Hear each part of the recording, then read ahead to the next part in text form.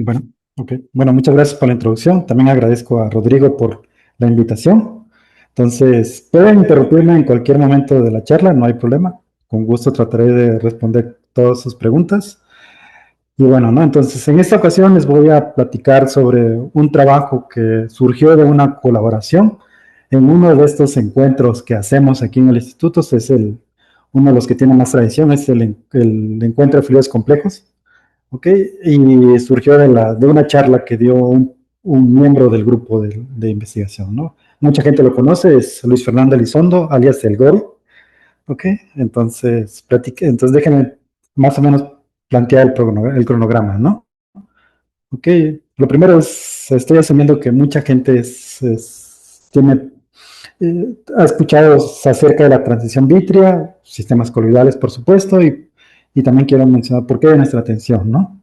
Eh, También quiero mencionar un poco de qué es una anomalía estructural, cómo modelamos estos sistemas experimentales, el arresto dinámico, qué significa y cosas de ese estilo, ¿no? Entonces, y al final proponer una posible explicación a la fenomenología que presentan los experimentos y unas pequeñas conclusiones, ¿ok? Entonces, permítanme, entonces voy a empezar, ¿ok?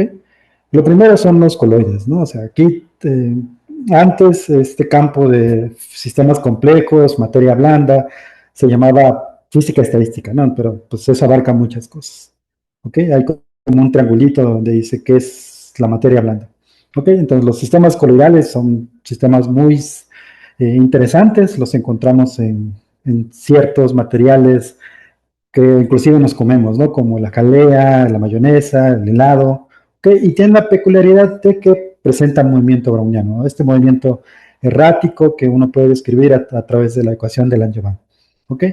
Una de las cosas interesantes de los coloides es que permiten investigar ciertas propiedades o ciertos fenómenos de interés físico a través de las escalas que ellos ofrecen, ¿no? Ellos tienen escalas de longitud y escalas temporales en el cual fenómenos colectivos son posibles de observar. ¿Ok? Y entonces son reconocidos como si fueran mm, átomos gigantes, ¿no? Bajo cierta suposición. ¿Ok?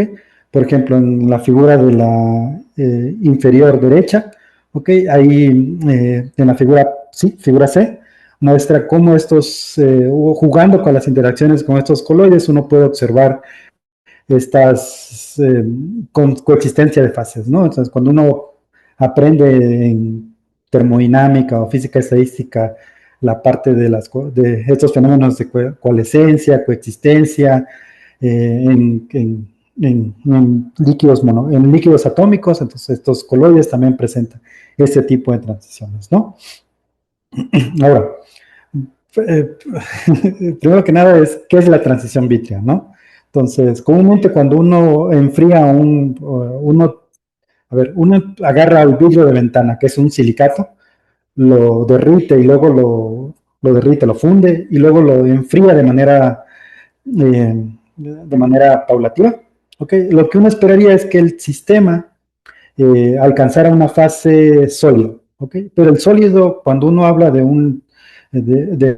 cuando uno enfría un líquido, lo que uno espera es que el sistema tenga una estructura ordenada. O sea, nuestra idea de sólido, en el caso de cualquier líquido que uno trata de solidificar, valga la redundancia, ¿ok? Vamos a entender un sólido como un material que tiene una estructura cristalina, es decir, un patrón ordenado y que se repite de manera infinita, ¿no? Hay diversos sólidos, bueno, depende de su estructura cristalina, pero bueno, ¿no? Entonces los sólidos que nos interesan son sólidos que no tienen esa estructura cristalina, es decir, tienen un patrón amorfo, ¿ok? El vidrio es un ejemplo de ellos, ¿ok? Estos materiales tienen ciertas características, por ejemplo, en la figura izquierda, ¿ok? Se muestra la reología de estos materiales, ¿no? Este es un líquido, bueno, un material que es capaz de formar un vidrio al cual uno le aplica un esfuerzo cortante, ¿no? Y es capaz de registrar la viscosidad del sistema, ¿no? Entonces, hay diversas aleaciones en las cuales uno puede formar un vidrio y dependiendo del comportamiento que presente la viscosidad, uno puede distinguir entre si son vidrios frágiles y vidrios fuertes, ¿ok? Entonces, es una clasificación muy vieja, entonces es esto, ¿no? Entonces, los coloides también presentan este tipo de fenomenologías, ¿no? Entonces, si uno, en, por ejemplo, este es el caso de un líquido de esferas duras, ¿ok? El cual, a partir de a ver, en una cierta densidad, ¿ok? El sistema se comporta como un líquido, es decir, presenta difusión. Si uno empaqueta más este sistema de esferitas, estos sistemas son capaces de mostrar una coexistencia líquido-cristal y eventualmente el sistema forma un suelo.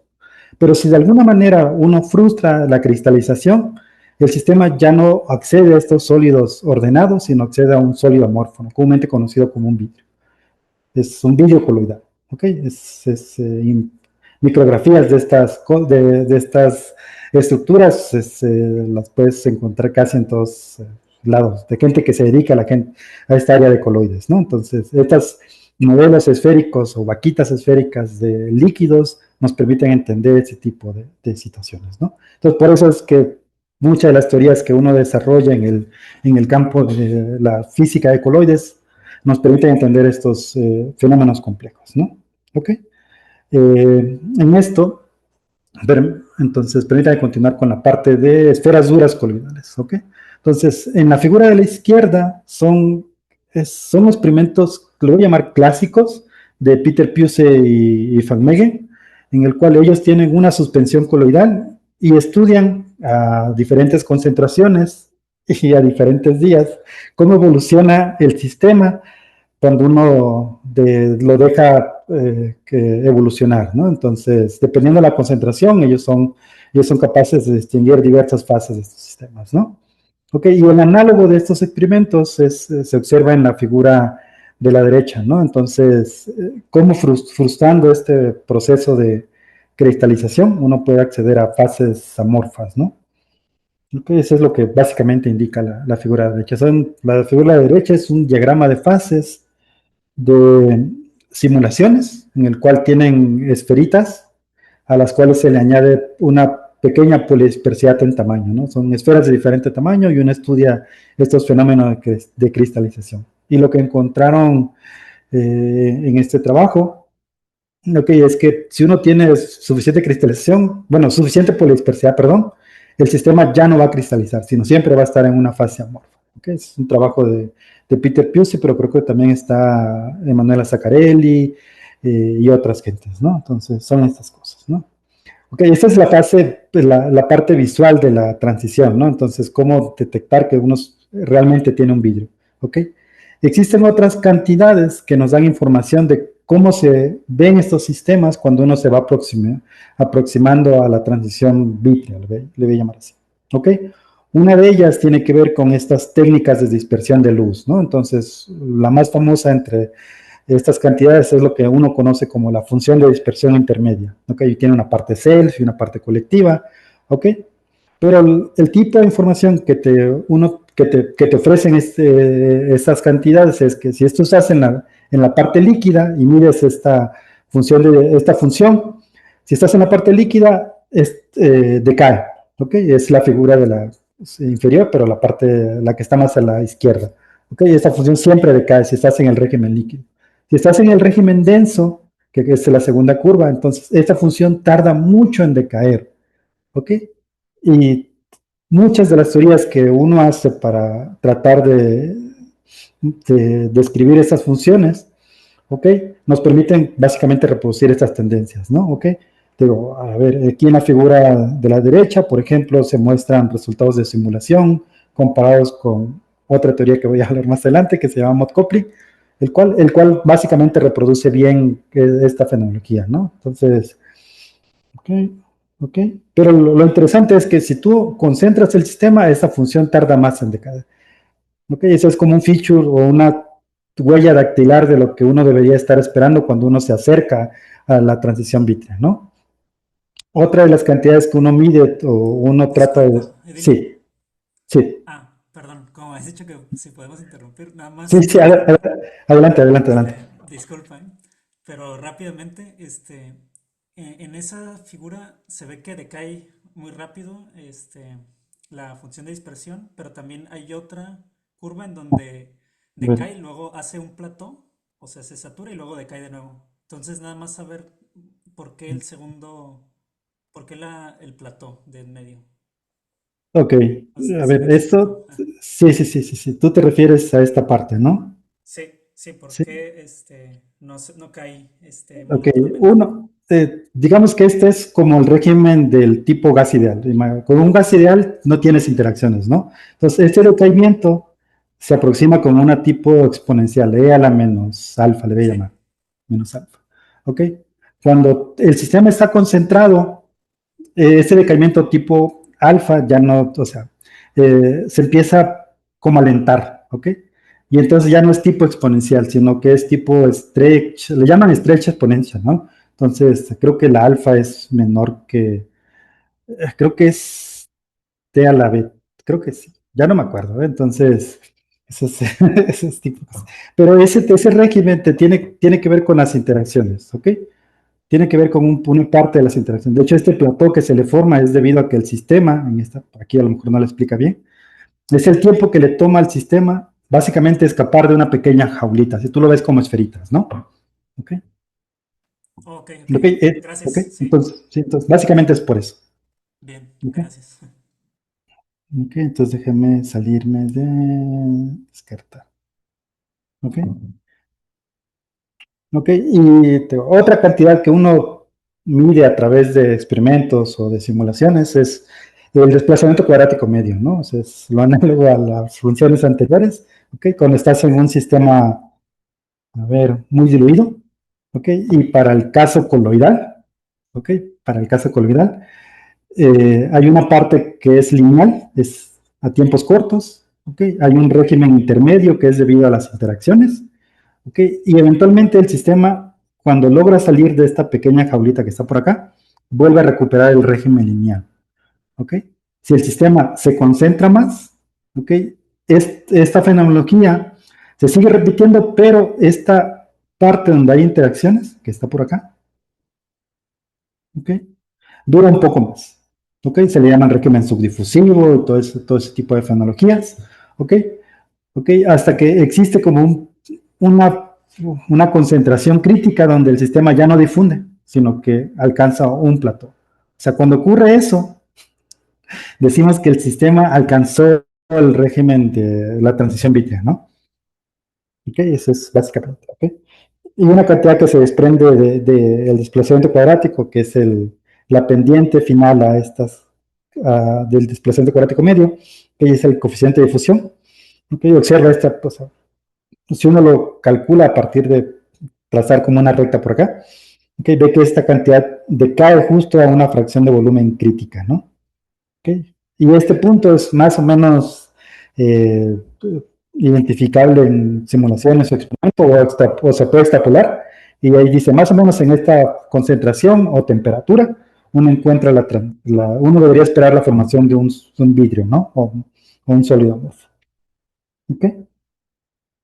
¿Ok?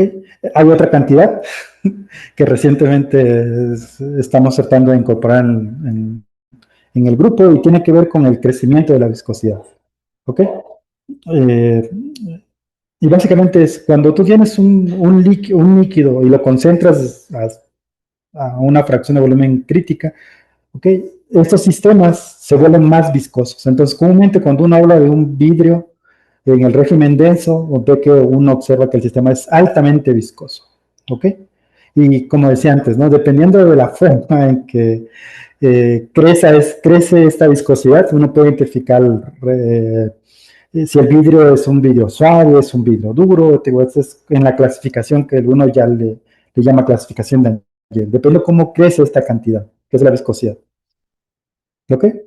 Entonces, en el mercado existen existen teorías que te permiten, te, ¿cómo te proporcionan este tipo de información? La viscosidad, el desplazamiento cuadrático, las funciones de dispersión intermedia, ¿ok? ¿Ok? Y una de ellas es una teoría muy antigua, desarrollada por alemanes, ¿ok? Que se conoce como Mode Coupling Theory. Entonces, la figura más representativa de esa teoría es Wolfgang Goetze, creo que falleció hace algunos años, ¿ok? Y bueno, esa es una de las teorías. Otra de las teorías, que es la teoría que se desarrolló en el grupo en el cual trabajo, ¿ok? Tiene que ver con, bueno, la propuso Laura Jomans y Magdaleno Medina, ¿no? Entonces, estas teorías funcionan de una manera muy particular, ¿ok? Primero, se ve muy aparatoso, pero tienen tienen, a ver, ¿cómo se dice? A ver, déjenme explicarlos. Tienen cierta estructura matemática, ¿no? ¿Ok? Pero la cantidad relevante, o de la que básicamente se alimentan estas teorías, es lo que uno conoce como el factor de estructura, ¿ok? La gente que trabaja en teoría de líquidos, ¿ok? Está muy familiarizado con esta cantidad. Simplemente es una correlación en las fluctuaciones de la densidad, lo voy a llamar así, ¿no? ¿Ok? Y se puede obtener de diversas aproximaciones, ¿no? A través de dispersión de luz, dispersión de neutrones, teoría de líquidos, a través de contar partículas, hacer promedios y calcular. Con todas esas técnicas uno puede determinar esa cantidad. Entonces, estas teorías dinámicas, le voy a llamar dinámicas, funcionan si tú les proporcionas esta cantidad. Entonces, toda la información que tenga que ver con el tipo de interacción, que si son esféricas, que si tienen anisotropía angular o de algún tipo de interacción complicada o no, o no, si tú puedes proporcionarles estas cantidades, estas teorías funcionan para describir propiedades dinámicas, ¿no? Entonces, déjame descartar esto. ¿Ok? Igual te aparecen, te ofrecen otro tipo de información. Esto en realidad no le sirve a nadie más que a nosotros, pero es muy importante, ¿no? Son los llamados parámetros de no ergodicidad. ¿Ok? Y esos son lo que te indica es cuando el sistema pasa de una fase fluida a una fase amorfa. ¿Ok? En este lenguaje. ¿Ok? Y como les decía, ¿no? Eso se puede ejemplificar de esta manera, ¿no? Tú das el factor de estructura, ¿ok? Lo metes en estas ecuaciones de la teoría, las resuelves numéricamente y te proporcionan funciones de dispersión intermedia, desplazamientos cuadráticos medios y diagramas de arresto, ¿ok? Entonces la figura de superior derecha es el tipo de información que te podría ayudar o te podría facilitar ciertas cosas, ¿no? Donde el sistema se espera que forme un vidrio. ¿Ok? Si nos preguntas de dónde queda la cristalización, esa pregunta no te la podemos responder, porque nuestra teoría asume que, no, bueno, las ecuaciones asumen que el sistema siempre es homogéneo, ¿ok? O siempre o sea, y se va a equilibrar en un vidrio, ¿no? O sea, va a formar un vidrio al final del día, ¿no?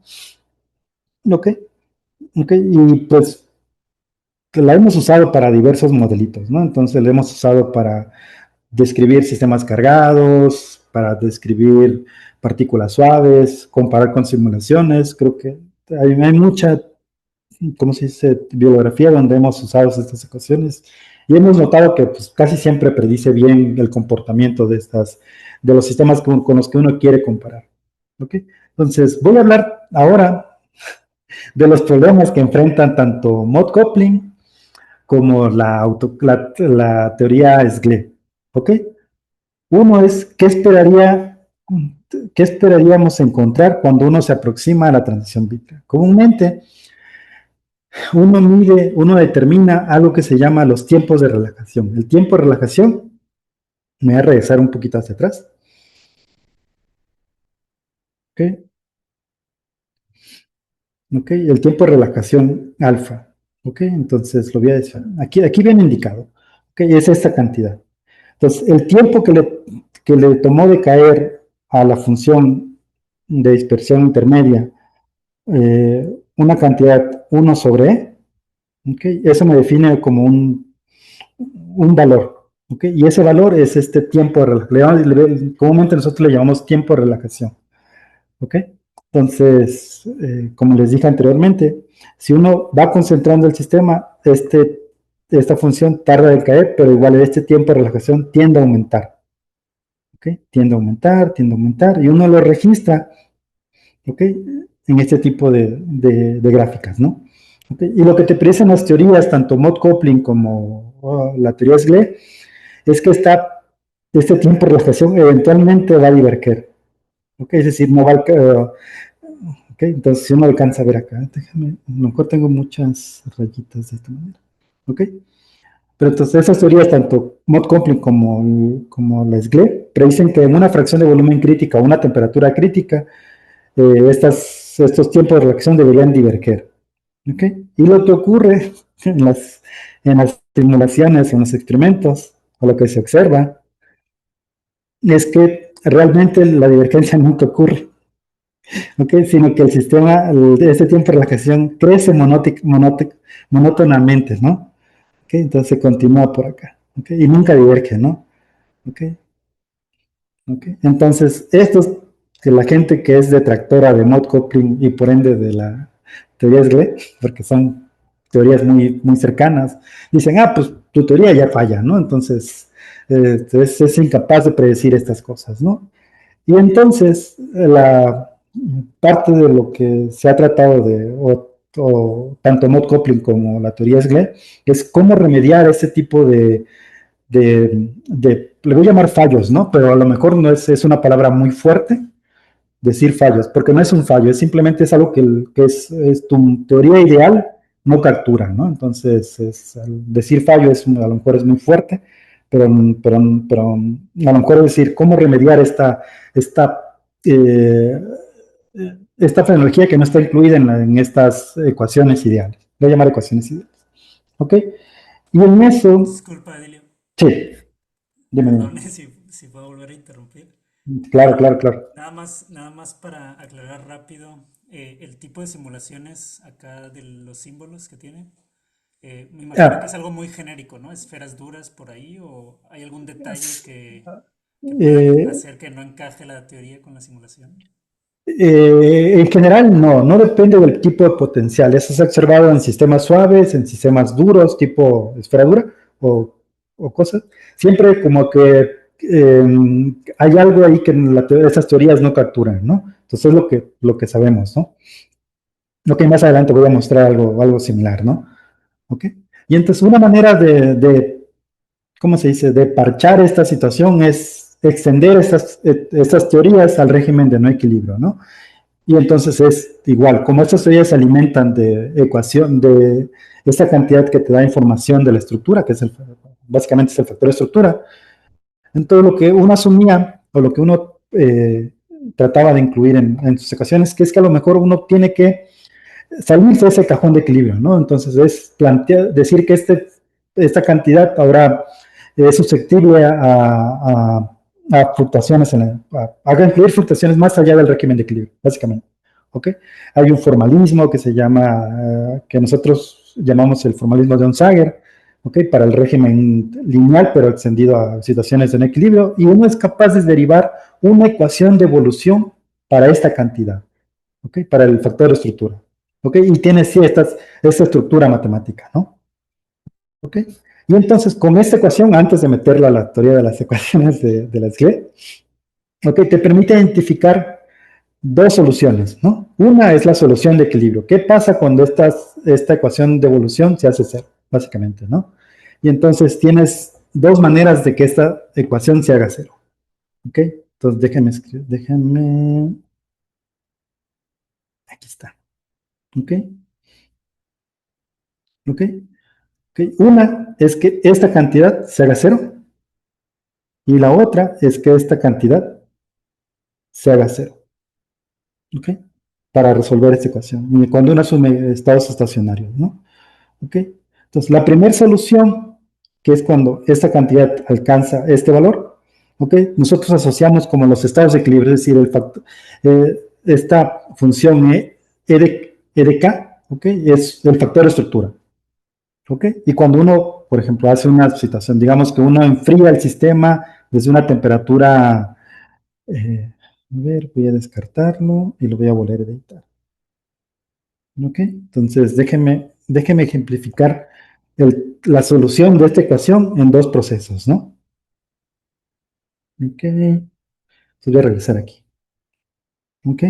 Uno es lo que voy a llamar un proceso de equilibración, ¿ok? Y el otro es un proceso de envejecimiento, ¿ok? Este es el uno y este es el 2. ¿ok? En el proceso de equilibración, le voy a llamar entre comillas, ¿ok? Uno tiene el sistema en un punto que pertenece a una región de equilibrio, le voy a llamar, ¿ok? A una temperatura fija, ¿no? ¿Ok? Del orden de 10 a la menos. Temperatura escalada. ¿Ok? ¿Ok? Y uno enfría el sistema, ¿ok? ¿Ok? Y el sistema en principio es parte de una situación de equilibrio y llega a otra situación de equilibrio, ¿ok?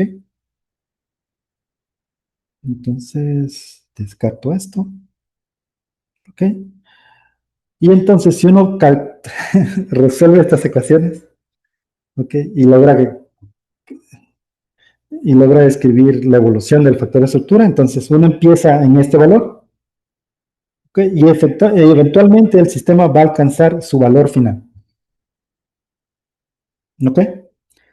¿Ok? Y cuando eso ocurre, quiere decir que el sistema se equilibró, ¿ok?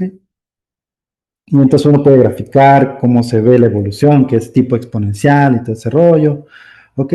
Y si uno mide, por ejemplo, una propiedad dinámica que es la función de dispersión intermedia, uno tiene un valor inicial y eventualmente el sistema se atasca en un valor final, ¿ok? Y entonces nosotros asociamos a eso como una evolución de equilibrio, ¿no? ¿Ok? Pero esta es una situación. Ay, perdón. Cancelar carga. ¿Ok? Entonces déjenme describir ahora el otro proceso, ¿no? El otro proceso involucra que el sistema igual empieza en esa misma temperatura para una fracción de volumen más alta, ¿no? ¿Ok? Y entonces cruza lo que nosotros denominamos como la curva de arresto, ¿ok? En esa curva de arresto uno debería esperar ese tipo de transiciones, ¿no? O sea, que el tiempo de relajación, por ejemplo, debería diverger, ¿ok? ¿Ok? ¿Ok? Si uno viera eso, ¿no? ¿Ok? Pero lo que ocurre es algo interesante, ¿no? El sistema, al igual que el caso anterior, empieza con un valor finito, que he estado por acá, ¿ok? Pero en lugar de alcanzar esta solución, que sería como la solución de equilibrio, le voy a decir, se queda atascado en otra solución, ¿ok? Esa solución es un nuevo estado arrestado que el sistema, que le impide al sistema alcanzar su valor final, ¿ok? Y si uno ve la función de dispersión intermedia a diferentes ventanas temporales, uno ve que el sistema igual empieza en un valor inicial, es decir, los símbolos por acá, evoluciona, ¿ok? Y el tiempo de relajación tarda mucho en decaer, ¿no? Entonces va por acá. De hecho, la teoría predice que si uno grafica el tiempo de relajación, por ejemplo, para este enfriamiento, ¿ok? ¿Ok? Este tiempo de relajación empieza a ver, lo voy a editar. Sí, lo voy a editar. ¿Ok? Crece con una ley de potencia, ¿ok? ¿Ok? Justo por acá crece con una ley de potencia T a la alfa, ¿ok? Con una alfa finita, ¿no? Entonces, digo, ese es el tipo de información que te ofrece este tipo de cosas, ¿no? ¿Ok? Entonces, digo, son el tipo de soluciones que te ofrece esta teoría, ¿no? Entonces, pero lo que es importante recordar aquí es que es el tipo de soluciones que te ofrece esta ecuación, ¿no? Entonces te ofrece dos rutas, una la de equilibrio y otra la de que el sistema se te va a restar en un tiempo dado, ¿no? ¿Ok? Entonces, déjame, entonces, esto es como un review de estas cosas, ¿no? Entonces, déjame platicarle qué es lo que ocurrió con este señor de por acá. Este es le voy a llamar San Sirivastava, ¿ok? Es un profesor que vino al encuentro de fluidos complejos, ¿ok?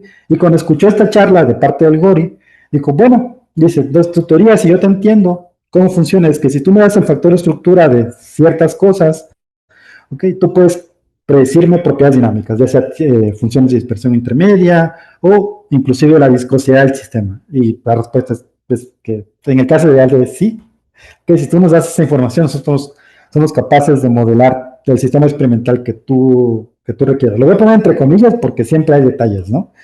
Entonces, pero bueno, ¿no? Y entonces él nos llegó con un sistema en particular. Son suspensiones de nanopartículas de óxido de silicio, ¿ok? Las cuales están recubiertas con polímero, ¿no? Entonces, la figura inferior derecha, ¿ok? Muestra, es como una imagen esquemática de lo que el sistema experimental de SAM, ¿no? ¿Ok? Tiene partículas a las cuales las funcionaliza y es capaz de pegarle polímero, ¿ok? Este polímero a su vez está inmerso en un mar de su propio, del mismo polímero, ¿no? Entonces son partículas recubiertas que están inmersas en un mar de polímeros, ¿ok? ¿Ok? Y esas partículas, cuando uno se va a la literatura y ve para qué las utilizan o por qué son interesantes, eh, resulta que son ideales para, como son partículas metálicas, ¿ok?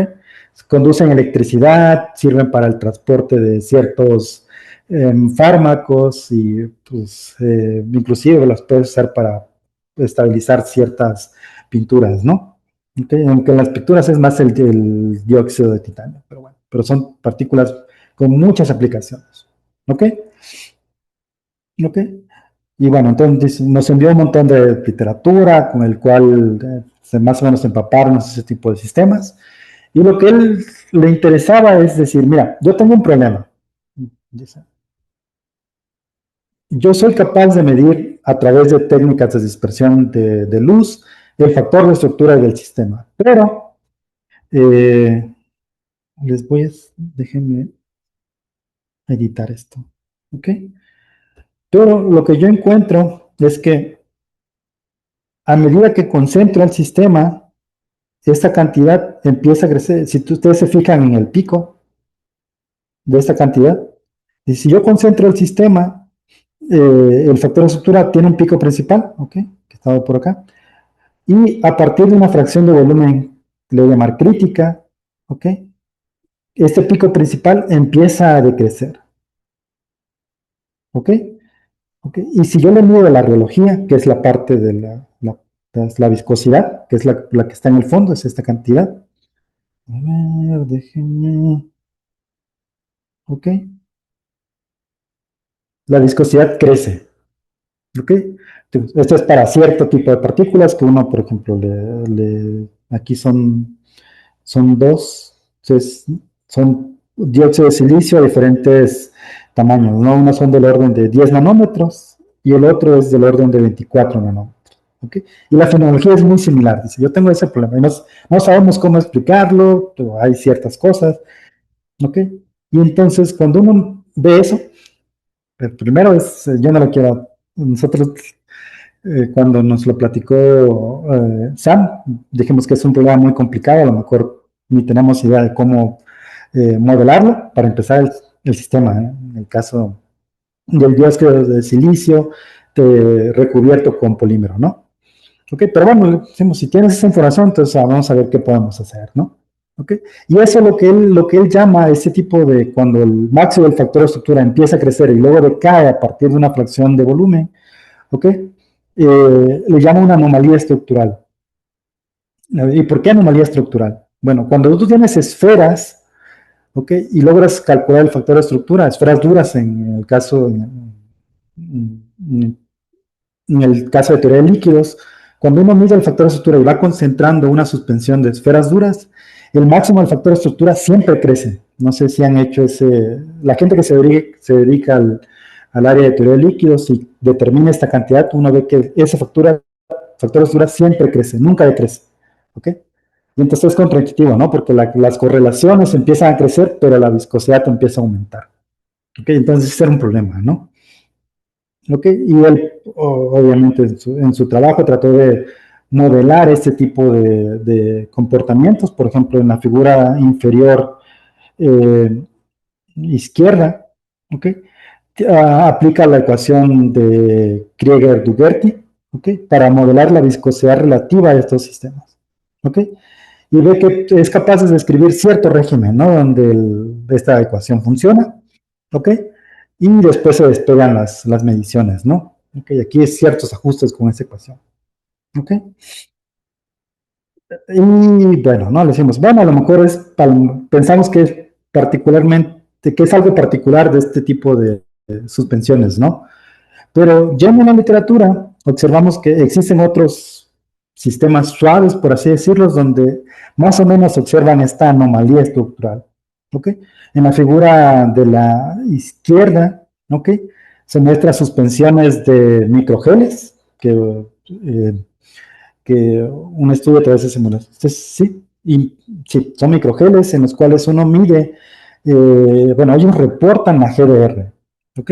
Y ven que existe una fracción de volumen crítica en el cual la GDR igual empieza a crecer, pero luego, bueno, el pico principal y luego decae, ¿ok? Y empieza a bajar, ¿ok? Y este lado, del lado derecho, ¿ok? Ese es un trabajo de Luca Cipelletti, creo que eh, de Luca Chipolete, en el cual ellos miden partículas es Nipan, creo que aquí es Nipan, y partículas Ludox, ¿ok? En el cual ven igual esta anomalía estructural, ¿no? De hecho, igual ven que el máximo del factor sur empieza a crecer y luego decae, ¿no? A partir de cierta fracción de volumen crítica, ¿no? Y bueno, ¿ok? ¿Ok? Entonces, eso es lo que uno identifica como una anomalía estructural. Las correlaciones aumentan, pero propiedades dinámicas como la viscosidad empiezan a crecer. ¿Ok? Y entonces lo que hicimos es tratar de proponer un modelito simple para ese tipo de sistemas, ¿no? Entonces, partículas que recubiertas con polímero para nosotros son modeladas a través de un potencial tipo esferadura más una repulsión de Yukawa, ¿no? ¿Ok? Ese va a ser nuestro modelito más simple, a ver si podemos reproducir en cierta medida las observaciones experimentales. ¿Okay? Y entonces lo que hicimos es probar qué tan fiable es este modelo para reproducir, por ejemplo, la información estructural del sistema, ¿no? Y entonces nos concentramos en las partículas de 10 nanómetros, el SAM nos envió sus datos de mediciones experimentales del factor de estructura, ¿ok? Y nosotros hicimos como un match utilizando una ecuación, resolviendo una ecuación de Orton-Zernike con la cerradura HNC en la parte de teoría de líquidos, ¿no? Y vemos que a lo mejor este modelo de potencial a lo mejor es suficiente para modelar la estructura del sistema, ¿no? Entonces, el match no es, eh, como se dice, no es perfecto, pero nos da más o menos una tendencia muy, muy buena con las mediciones, ¿no? ¿Ok? Y con esa información, pues lo que uno hace en este grupo, ¿no? Lo primero que hace es determinar el diagrama de arresto del sistema, ¿no? ¿Ok? ¿Ok? Y con eso podemos ver qué tan factible o qué tan reproducibles son las mediciones, por ejemplo, de la viscosidad. ¿Ok? ¿Ok? ¿Ok? Y en esta figura, en la figura en medio, ¿ok? Lo que reportamos es cómo se ve la viscosidad vista desde la teoría SGLE, ¿ok? Para las partículas de 10 nanómetros, ¿ok? ¿Ok? Y al igual que la ecuación de Krieger-Dugerty o lo que podría ser mode coupling, eh, somos capaces de describir con buena resolución, le voy a llamar así, un régimen, ¿no? El régimen de bajas densidades, le voy a llamar, ¿ok? Pero a fracciones de volumen altas existen mediciones que se desvían de nuestra predicción, ¿no? ¿Ok? De hecho, la teoría predice que aquí, justo por esta fracción de volumen crítica, alrededor de 0.27, ¿ok? El sistema debería formar como un vidrio, ¿no? ¿Ok? ¿Ok? Todo esto es lo mismo para las demás muestras, ¿no? Este es el grado de acuerdo que uno puede hacer con estas teorías, tanto mode coupling como la teoría Schlier. ¿Ok? Y te digo, uno podría quedarse con ese tipo de aproximaciones y decir, bueno, las otras desviaciones pues son entendibles, el sistema no son esferitas, ¿ok? A lo mejor existen ciertas cosas que están pasando en el sistema y que nuestra teoría no captura, ¿ok? Pero por si las moscas o por si no, decimos, bueno, si tú tienes la versión de no equilibrio de tu teoría, ¿qué es lo que te dice? ¿Qué es lo que te dice? ¿Ok?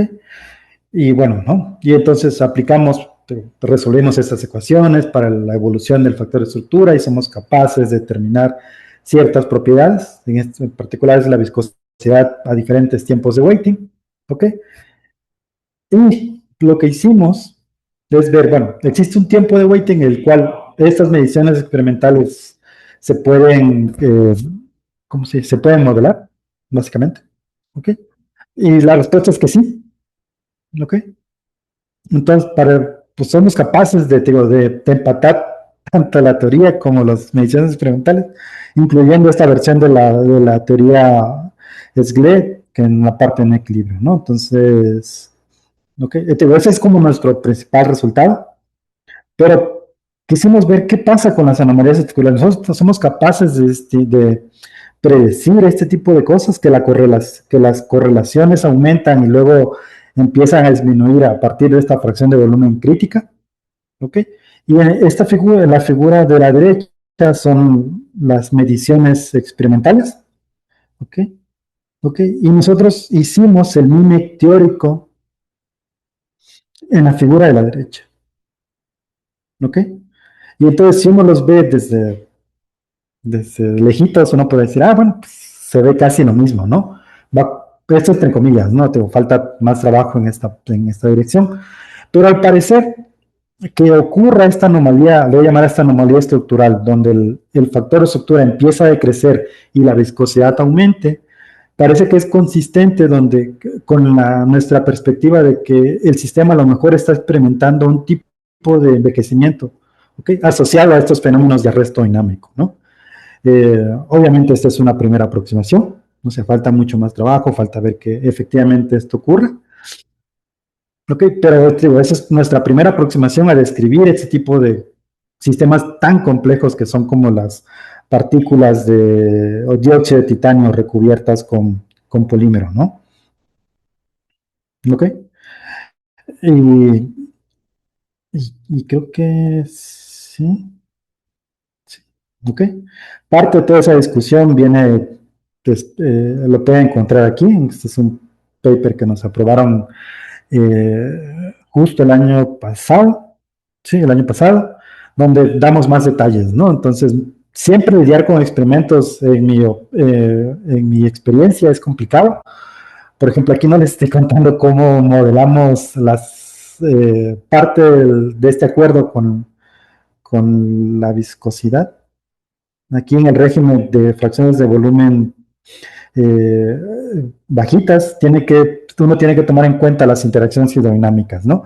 Entonces, parte de esos detalles vienen narrados en este trabajo, ¿ok? ¿Ok? Pero bueno, ¿no? Entonces, pero bueno, fue nuestra primera aproximación a este tipo de sistemas, ¿no? Digo, faltan muchas cosas por cubrir, pero por lo menos la teoría a lo mejor puede ayudar a describir qué es lo que está ocurriendo en el sistema. Digo, ese es trabajo en curso, pero bueno, lo que llevamos parece que indicar que vamos por buen camino. ¿Okay? Entonces, nada, ¿ok? Entonces, estas son unas pequeñas conclusiones. El acuerdo entre las mediciones experimentales y la modelación teórica parece que es buena. Como dije anteriormente, parece que estas anomalías estructurales pueden estar asociadas a un proceso de arresto dinámico, ¿ok? Eh, Falta más trabajo en curso, obviamente, pero bueno, esta es nuestra primera aproximación a este tipo de sistemas. Entonces, preguntas, comentarios son bienvenidos. Entonces, sería todo. Bueno, gracias por su atención. Muchas gracias, doctor Etilio Lázaro, y pues queda el micrófono abierto a las dudas, dudas o comentarios que tengan. También pueden hacerlo a través del chat. Y bueno, mientras hacen alguna pregunta. Bueno, Paco Alarcón levantó la mano. Sí, adelante, Paco. Sí, gracias Ruth, gracias Edilio por tu charla. Yo quería preguntarte un par de cositas. Sí, bien. Uno, ahora que me llamó la atención esto que decías, me tengo que leer el Physics of Fluid, ¿no? Claramente, pero que dices que vienen los detalles de la parte de packing fraction bajas, que Ujú. tienes que agregar estas correcciones hidrodinámicas. Me llama la atención porque el sentido común te dice que cuando tienes packing fraction altas, pues las interacciones hidrodinámicas dejan de dominar, pero la pregunta es, ¿eso es cierto? O sea, al final tienes un efecto de lubricación de la hidrodinámica y no sé hasta qué punto eso te puede ayudar a explicar esta parte justamente, ¿no? Esta parte de la desviación a packing fraction altas. Nos- ¿Tú qué piensas con el hecho de que pueda ser por estas interacciones hidrodinámicas a corto alcance? Que se mantienen, ¿no? A pesar de que sea packing fraction, se mantiene, hay solvente, pues.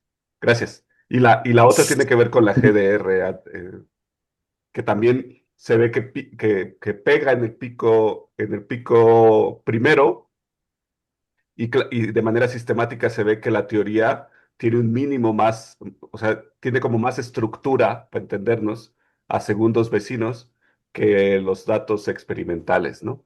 No sé qué puedas decir al respecto. Gracias. Ok, ok.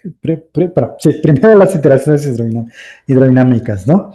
Existen muchas maneras de cómo tratar las interacciones hidrodinámicas. Ok, el tratamiento puede ser muy complicado si tú lo quieres ver desde cierta aproximación. Ok, y otra es a partir de precisamente lo que tú dices, ¿no? ¿Cómo tomar en cuenta estas interacciones, ¿no? Entonces, una de las cosas que nosotros hicimos aquí en el Physics of Fluids, ¿ok? Es asumir que existen ciertas escalas temporales donde las interacciones hidrodinámicas son relevantes. ¿Ok? Comúnmente son tiempos cortitos, entonces uno puede básicamente separar las interacciones y agregarlas como un factor que te ayuda, eh, un factor que multiplica ciertas cantidades. ¿Ok? Más detalles vienen allí, pero que siempre van a estar presentes, ¿ok? Entonces, como tú dices, ¿no? O sea, dependiendo del régimen en el cual puedas estar, en fracción de volumen, pueden ser relevantes o no. Entonces, digo, en lo que yo recuerdo, ¿ok? Es que para ese sistema lo que es interesante, no sé si uno puede ver por acá, es que las fracciones de volumen siempre son pequeñitas. Ok, y es del orden de punto 25, punto 3, punto 4, si más que nada. Cuando uno tiene un sistema de esferas duras, punto 49, punto 45 es donde tú deberías esperar cristalización. Más o menos es este rollo, ¿no? Entonces, como son fracciones de volumen muy pequeñitas, no estamos tomando ¿cómo se dice? Un formalismo, no tenemos un formalismo tan, ¿cómo decirlo?, tan estricto para tomarlas en cuenta. Entonces, nosotros usamos la aproximación de Genger-Müller, ¿okay? Donde te da una expresión para la viscosidad, ¿okay? Y la metemos como un factor que multiplica, a ver, aquí debe estar. Mira, básicamente es esto. Entonces, déjeme ponerlo aquí, ¿ok? Entonces, perdón, descartar. Entonces, ¿cómo las tomamos en cuenta? ¿Ok? Esa cantidad de aquí es nuestra eta de R. ¿Ok? Y este factor es el que nosotros usamos para modelar. Ay, perdón, a ver. Sí, ahorita que. Sí, lleva mi pantalla, ¿verdad? Este factor que está por aquí es el factor donde básicamente modela las interacciones hidrodinámicas. ¿Ok? ¿Ok? Y si te das cuenta, este tipo, o sea, esa suposición de que existen dos escalas temporales en el cual las interacciones hidrodinámicas son relevantes, ¿ok? Nos permite desacoplarlas, ¿ok? Y meterlas a mano, ¿ok? Como un efecto ¿cómo decirle? De fricción, básicamente es eso, ¿no? Como un efecto de fricción sobre el sistema, ¿ok? Y esa es la manera de tratar las interacciones. Digo, este es el caso más sencillo y vemos que con esa aproximación somos capaces de, básicamente, de narrar la historia de por acá, ¿ok? Eso no nos afecta la parte de altas densidades. ¿Ok? ¿Por qué? Porque si uno utiliza tanto mod coupling como la SGLE, te dice que la transición vítrea no se modifica tanto por ese tipo, por las interacciones. ¿ok? Al menos en esta aproximación que estamos usando, ¿no? ¿Ok? Entonces siempre vemos que esa transición vítrea casi para este modelo no cambia tanto. ¿Ok? A lo mejor eh, con otro tratamiento puede ser relevante, pero como existe esta separación de escalas temporales, entonces a tiempos largos no nos afectan tanto. ¿Ok? Entonces creo que esa es la respuesta, trato de dar la respuesta a tu pregunta, es porque en la teoría existen dos escalas temporales en el cual uno debe tomar en cuenta las interacciones, o cómo las tomamos en cuenta. Entonces para nosotros solo es relevante en la parte de tiempos cortos y tiempos largos ya no es tan relevante. Entonces la parte eh, sí, sí, sí. Entonces, esa sería mi respuesta con eso, ¿no? ¿Ok? Es complicado modelar las interacciones económicas, existen muchos formalismos, pero bueno, ¿no? Entonces, esa sería la parte que nosotros hacemos. Ok, lo otro era con esta figura que tú estás viendo, con la GDR, o es con el factor Es estructura. en la página 22, creo, logré verlo. 22, esta, ¿no? Exacto, ¿no? Mira cómo en el panel C, Sí, sí, sí, sí, o sea, sí. es verdad que Ah, le pegas al segundo pico, que dentro de tu discusión era lo relevante, pero es ujú. interesante ver que donde no se acopla es De- a partir o sea, parece que la teoría tiene una mayor estructura en general, la GDR, ah, particularmente este primer mínimo, ¿no? mm. No sé si puedas decir algo al Ya, respecto. ya, ya, Tenga ya, que ver con ya, el eso, hecho de los pelitos que tienen los no, no, no, experimentos. no, eso depende, a ver, cuando uno hace dispersión de luz, dependiendo de la técnica, uno tiene más información en diversas escalas o a diversas distancias. Entonces, en principio, estas mediciones, por ejemplo, estas no son, estas son mediciones de neutrones, usaron neutrones. A ver, aquí está. Usaron, aquí está, Dynamic S-Ray Scattering Measurements, ¿no? ¿Ok? Y entonces esa técnica te permite o te da información relevante a vectores de onda, a números de onda pequeños, ¿ok? Donde el pico principal, o sea, ahí están, eh,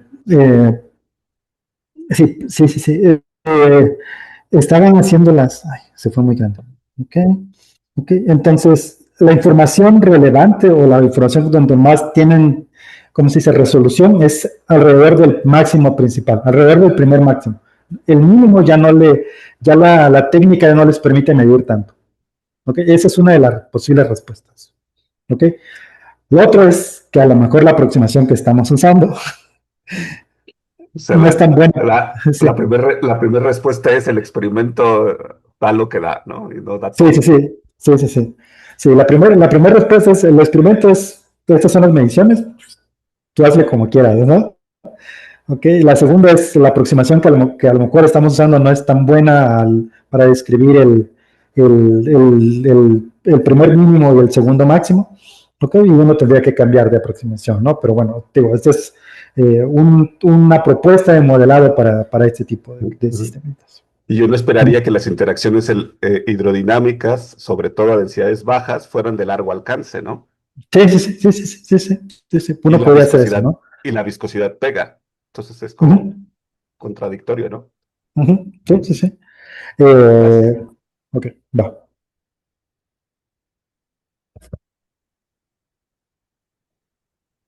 Bueno, muchas gracias, Paco, gracias, doctor Edilio. ¿Alguien más tiene otra pregunta? Bueno, hay una que yo me quedé me surgieron dudas, este, pues ahorita que estaba desde el inicio en la introducción, pero no me atreví a interrumpir. Y como soy experimental, estoy como queriendo trasladarlo a las observaciones experimentales. En una de las primeras diapositivas, cuando se ven como los diferentes coloraciones que hay, esta. Yo tengo la duda de que pareciera que, sobre todo en el inciso C, bueno, en 2, pero se ve que como si el volumen estuviera disminuyendo. Entonces, mi pregunta es si esta concentración de que hay las partículas se ve afectada también porque hay evaporación. Entonces, o si es tomada en cuenta en los cálculos teóricos que hacen. Y Mm, bueno, sí. bueno, sí, sí, primero sería esa porque de esa deriva mi otra pregunta, que que viene siendo pues bueno, ya cuando hablan de la colaboración que hacen con el doctor Sam y de estas partículas que son rígidas, pero que tienen esta técnica que habla de medición mide el radio hidrodinámico que tiene que ver con, o sea, como que está midiendo lo que sería la partícula rígida, la sólida, pero junto con este recubrimiento de polímeros, ¿verdad? Y entonces, bueno, y bueno, digamos, todo lo de pues que tiene que ver con cargas estabilizadoras y bueno, y lo que es ahí su radio, ¿cómo se llama? El hidrodinámico. Pero mi duda aquí está en que a partir de cierta concentración, o sea, no sé si es solo la concentración, la fracción, al hablar de fracción volumen, lo puedo entender como concentración de las partículas en el líquido, ¿verdad? Sí, sí. Ok. Entonces, este polímero tiene cierta flexibilidad a tal modo de que cuando están demasiado cercanas las partículas, ese impedimento estérico, bueno, o esa flexibilidad haga que, digamos, se solapen, se abracen, se intercalen estos polímeros y que ese radio ya no sea un radio efectivo, bueno, que eso cambie el cómo hacen match al inicio de las líneas cuando comparamos teórico con experimental y que en las en las últimas etapas ya no haga ese match. A ver, voy a responder. Creo entender por dónde va tu pregunta de este segundo, tu segunda pregunta, con respecto a Sí, a la parte del recubrimiento y lo del efecto de los polímeros, ¿no? Cuando uno comprime, a ver, eh, hay muchos modelos para modelar cosas que son recubiertas, ¿no? Uno de ellos eh, son las partículas ultra suaves. No sé si eso le suena a la mayoría. ¿Okay? Hay, por ejemplo, el potencial hertziano, el potencial gaussiano, el cual permiten hasta cierto punto que las partículas se traslapen de cierta manera, ¿no? Entonces, esta suavidad te permite modelar el efecto de esta capa que recubre las partículas. ¿Sí? Es lo que voy bien. ¿Ok? sí, sí. Entonces, y sí, parte de estas, ¿cómo se dice? Las posibles respuestas o que la gente ha tratado de, de atribuirle a esta anomalía estructural es precisamente lo que estás diciendo, ¿no? A lo mejor cuando uno concentra el sistema, las partículas se empiezan a traslapar y estas correlaciones deberían de decaer, ¿no? Sí, Así sí, es, sí, sí, sí. sí, sí, sí, de hecho, aquí no está discutido, de hecho, a ver, pero hemos tratado de ver si esto se puede explicar a través con ese tipo de potenciales, ¿no? En lugar de usar un modelo rígido, que es esfera dura más una Yukawa repulsiva, utilizar un potencial que permita completamente el traslape, ¿no? Que en este caso sería un gaussiano, en el cual no tiene core, ¿no? Básicamente es eso. ¿Ok? Y precisamente la anomalía estructural se vuelve a presentar. O sea, al menos la teoría lo predice. ¿Ok? Y con esa información, no está mostrado, o sea, no es una gráfica que está mostrada aquí, pero pareciera que no depende de ese tipo que no es debido a la interacción. ¿ok? Que es algo más, que a lo mejor nosotros creemos que a lo mejor esta anomalía estructural sí tiene que ver, es como un feature, bueno, pero estoy diciendo cosas, ¿no? Es una huella dactilar de estos fenómenos de arresto dinámico. Que si tú te encuentras cerca o dentro de esta región de arresto dinámico, tú deberías de ver este tipo de anomalías. ¿Okay? Ese es como, a ver, si uno quisiera hacer, tal vez voy a ser contenido en decir esto, cuando uno empieza a decir qué característica tienen los sistemas que se aproximan a la transición vítrea, uno es que los tiempos de relajación empiezan a crecer o la función de dispersión intermedia tarda más en decaer. Otro es que el dispersión cuadrático medio le empieza a crecer un plató. Otro es que la viscosidad empieza a crecer de cierta manera. Una de las cosas que a lo mejor, digo, esto es, tómelo entre comillas, es decir, a lo mejor lo que estás viendo cuando tú te acercas o estás dentro de esta región de arresto dinámico, ¿ok? Es precisamente esa anomalía estructural, ¿ok? Independientemente del tipo de potencial de interacción que tú tengas, ¿no? ¿Ok? Si tú estás cercano a esta región de arresto, bueno, estás dentro de la región de arresto dinámico de tu sistema, si tú mides estas correlaciones, bueno, antes y después deberían de tener un máximo y luego de crecer. Digo, eso es lo que intuimos, digo, no tenemos todavía una manera teórica de, de explicarlo. Puede ser que, digo, puede ser que no sea así, pero digo, toda la evidencia que tenemos hasta ahora parece que empuja hacia esa dirección. Ok. Ok. Sí, está bien. De hecho, Gracias, doctor. Sí.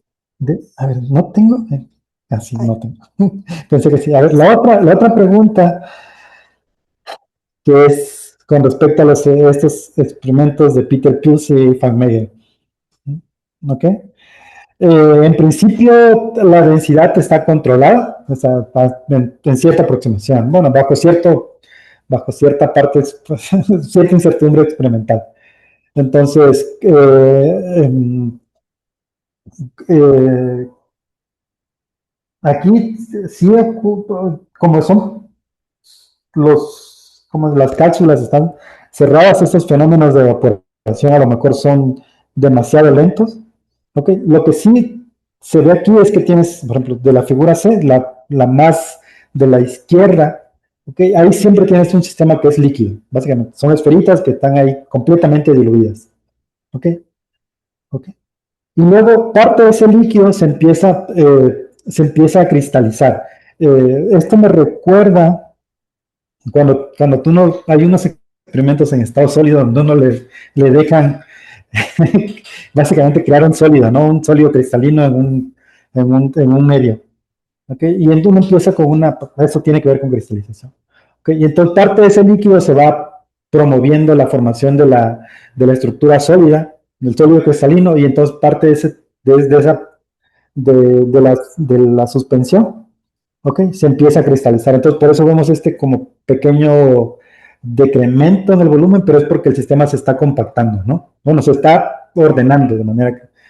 Creo que esa es la explicación, ¿eh? Entonces, ya no me acuerdo muy bien de ese trabajo, pero bueno, eso es lo que podría estar ocurriendo, ¿no? Que es este aparente ¿cómo se dice? Decaimiento sí, ¿no? Como que el líquido se empieza a evaporar, pero creo que se está más o menos ordenando. Creo que lo que está ocurriendo es un fenómeno de ordenamiento. Creo que es eso, ¿eh? Entonces, ahí sí, no recuerdo muy bien los detalles experimentales. ok. Ok. Muchas gracias, doctor Edilio. No sé si alguien más tenga alguna pregunta. Bueno, sí, ¿Puedo vamos. preguntar algo? Perdón, Ruth. Ah, sí, adelante. Sí, Estaba perdón. por preguntar si deteníamos la grabación, querían hacer la pregunta fuera de grabación o Ah, sí, si este, gustas de una vez. sí. Bueno, entonces voy a detener en estos momentos.